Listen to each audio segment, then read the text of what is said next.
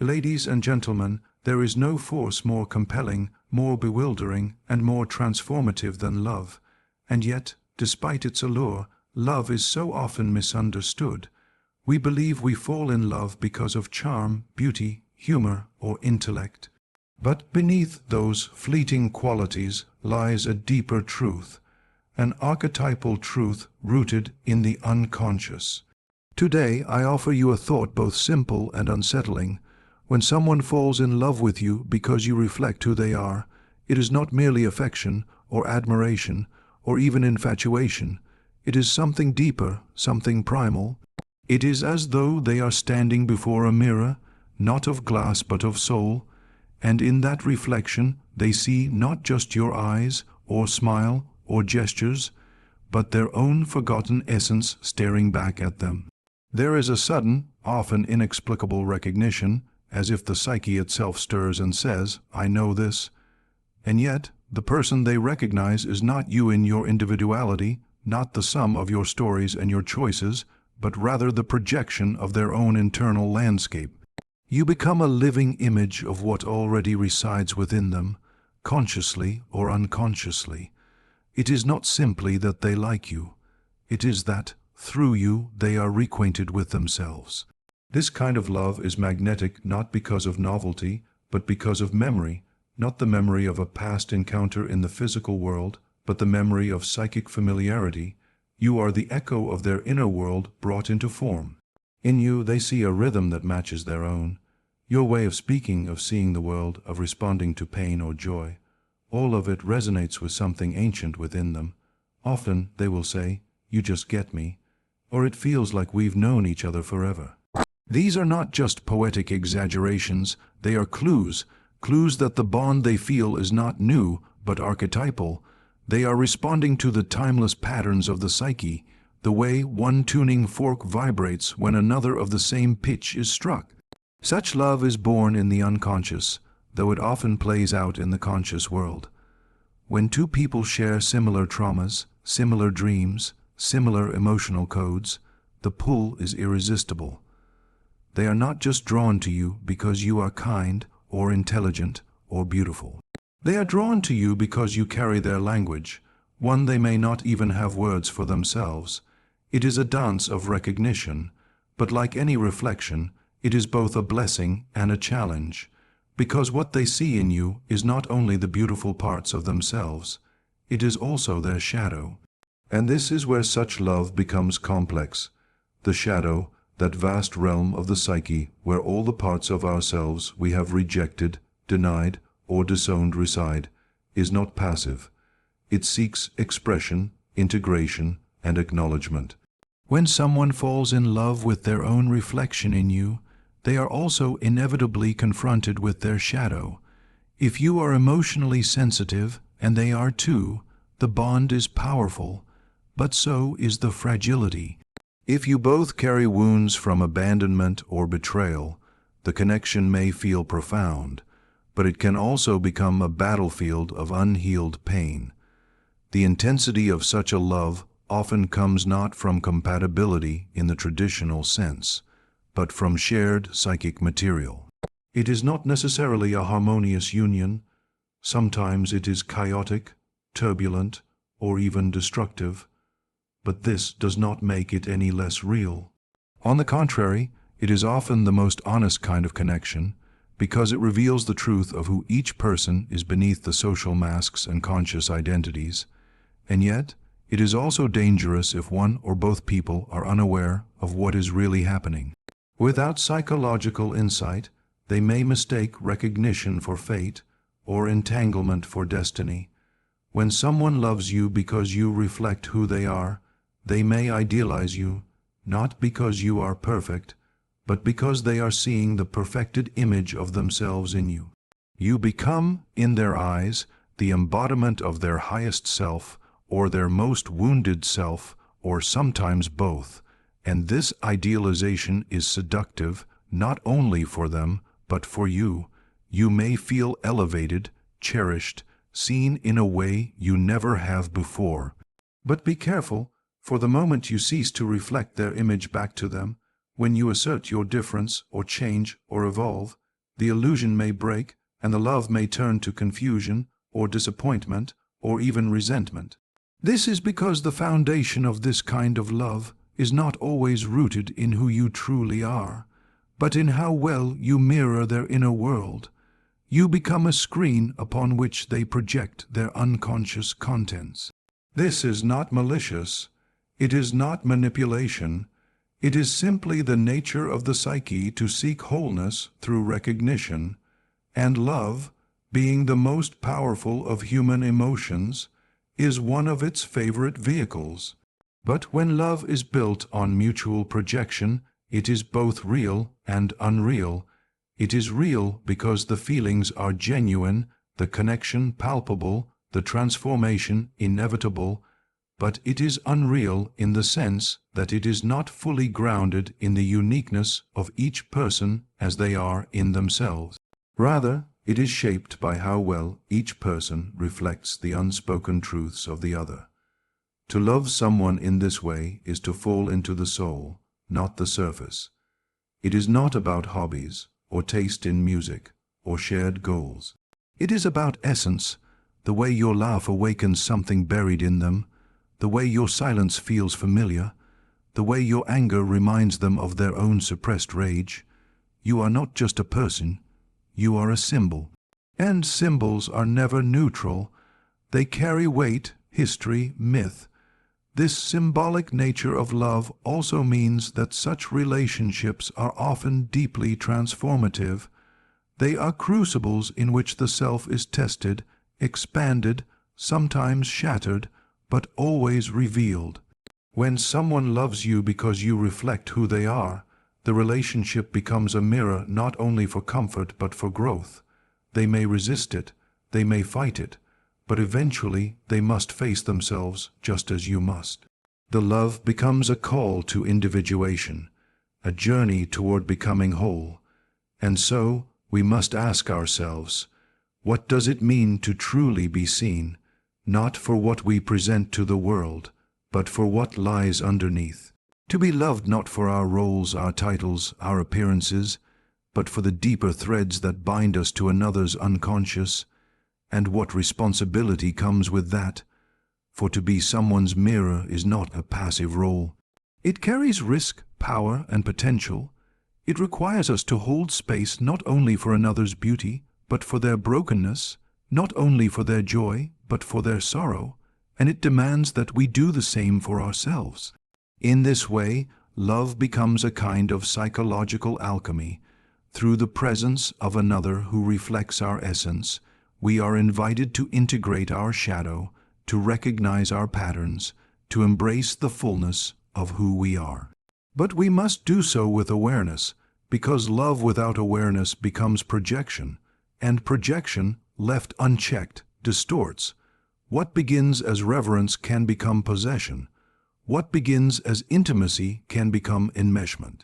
What begins as mutual recognition can devolve into mutual destruction if we do not remain vigilant. Yet, the beauty of such love remains. It is the kind of love that burns through superficiality and demands truth. It is the kind of love that teaches us not only who we can be with another, but who we already are. It is not always peaceful, but it is always meaningful, because to see ourselves in another, and to be seen in return, is one of the most sacred encounters a human being can experience. And whether that love lasts or fades, it leaves an imprint because it has touched something eternal within us. It has shown us the face behind the mask, the self behind the persona. So when someone falls in love with you for this reason, cherish it.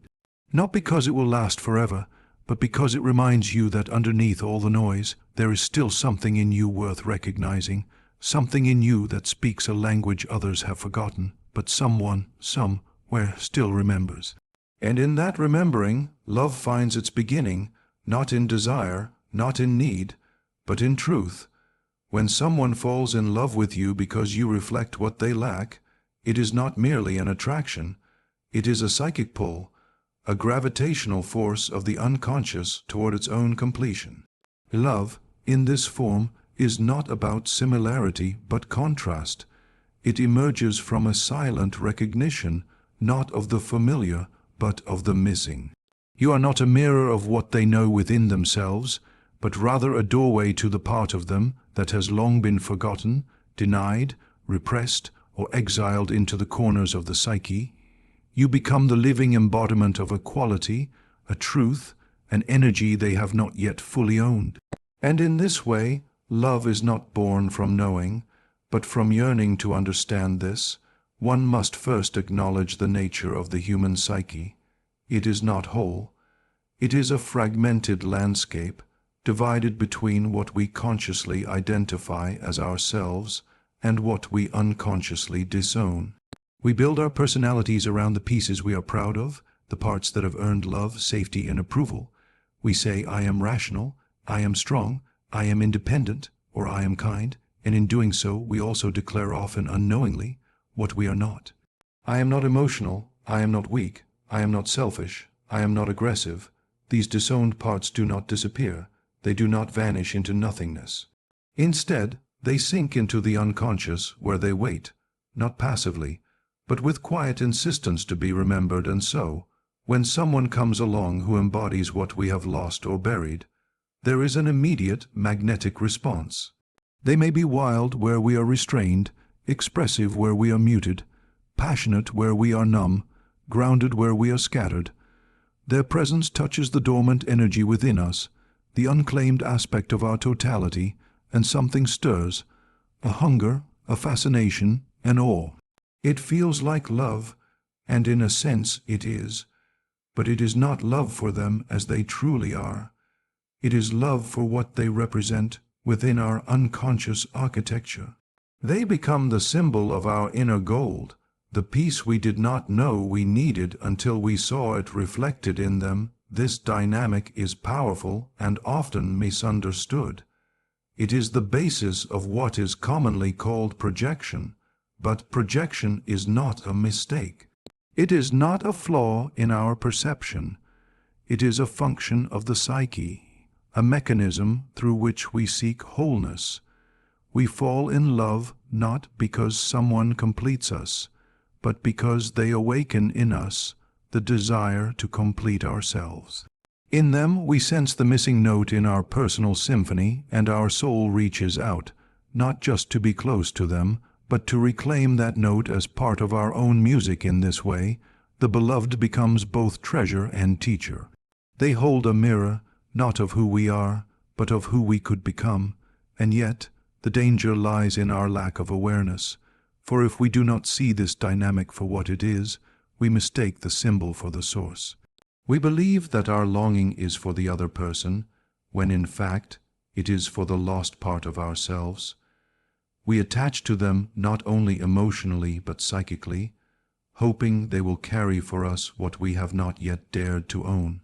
We may even become dependent on their presence, believing they are the only way we can access this part of ourselves. This dependency breeds illusion. It turns the beloved into a savior, a fantasy, an ideal. We no longer see them clearly. We see only the projection, bright, shining, and seductive. We idealize their strengths, overlook their flaws, and turn them into a god or goddess upon whom we place the burden of our unmet potential. This is not love, it is worship, and worship is always a kind of blindness. Eventually, the image cracks, the reality of their humanness emerges, and we are faced with a choice. Do we resent them for failing to uphold our fantasy, or do we begin the deeper work of retrieving the projection and integrating it into ourselves? The latter path is the path of transformation. It is the path of individuation, the process by which we become whole. It begins with the recognition that what we saw in the other was a reflection of our own inner world, and that their purpose was not to complete us, but to awaken us. From this place of awareness, we can begin to ask, what quality in them so deeply moved me? What aspect of their being did I feel I lacked? Was it their freedom, their emotional availability, their sense of purpose, their strength, their playfulness, and what part of me has been denied? That expression, this kind of inquiry, is not easy. It requires honesty, humility, and a willingness to see beyond the romantic illusion. But it is through this process that love matures. What began as projection becomes integration. We no longer need the other to carry our unlived life. We begin to live it ourselves, and in doing so, the nature of our relationship changes. We move from dependency to mutuality, from fantasy to reality, from longing to presence. We no longer need them to be more than they are. Because we are no longer less than we are, it is important to understand that this kind of love, born from contrast rather than similarity, often feels electrifying in its early stages. It is the fire of the unfamiliar, the feeling of stepping into a world just beyond your own, full of danger and possibility. It can be exhilarating, disorienting, even addictive. You may feel alive in ways you never have before, as though some hidden part of you has finally come to the surface.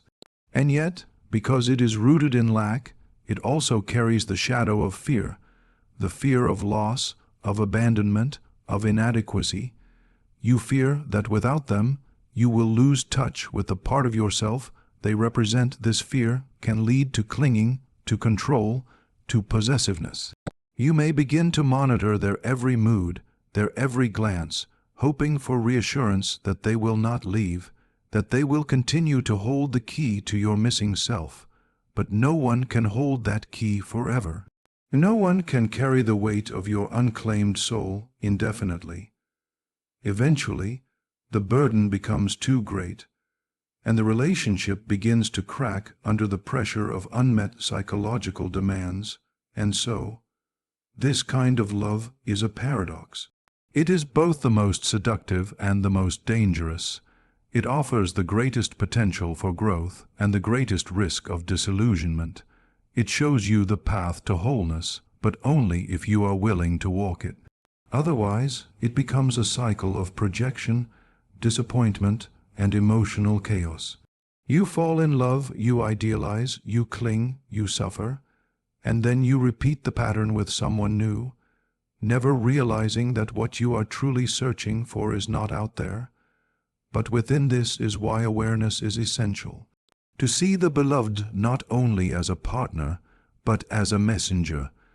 To recognize that their presence in your life is a signal from your own unconscious, pointing to the places you have abandoned. And rather than simply chasing the feeling of being whole in their arms, you begin to ask, how can I reclaim the part of me that this person has awakened? How can I develop the strength, the playfulness, the creativity, the calm, or the fire that I so admire in them? How can I stop outsourcing my soul? And as you do this work, something shifts. You begin to feel less desperate, less dependent. You no longer fear losing them, because you have begun to find what you were truly missing all along. And from this place, you can finally see them, not as a fantasy, not as a missing piece, but as a person. Beautiful in their own right, not because they complete you, but because they exist alongside you in full presence. Free of projection, this is where true love begins. Not in the longing, but in the integration. Not in the ache for what you are not, but in the celebration of who you are becoming. And in this space, the relationship ceases to be a grasping for wholeness and becomes a sharing of it. Two people, each walking their own path, each becoming more of themselves, choosing to meet, not from need, but from fullness. A dance, not of have-seeking union, but of wholes recognizing resonance. This is the love that does not burn out when the projection fades, because it was never dependent on illusion. It is the love that deepens as each person grows, because it is rooted in reality. And it is the love that endures, not because it avoids pain or conflict, but because it embraces them as part of the journey toward becoming more fully human. For in the end, the one you fall in love with because they reflect what you lack is not just a person. They are a mirror of your own potential, an invitation to return to yourself, and a reminder that the greatest romance you will ever have is the one between who you are and who you were always meant to be. So, when someone falls in love with you, pause and look deeper. Ask not, what have I done to deserve this affection? But rather, Am I their mirror or their missing piece? And more importantly, when you fall in love, ask yourself the same. For in the end, love is not simply a matter of hearts colliding, but of psyches intertwining, yearning for wholeness, craving the familiar or the forgotten. Know this: to love consciously is to love wisely. To understand why we love is to begin to love not just another, but the hidden truths within ourselves. Thank you.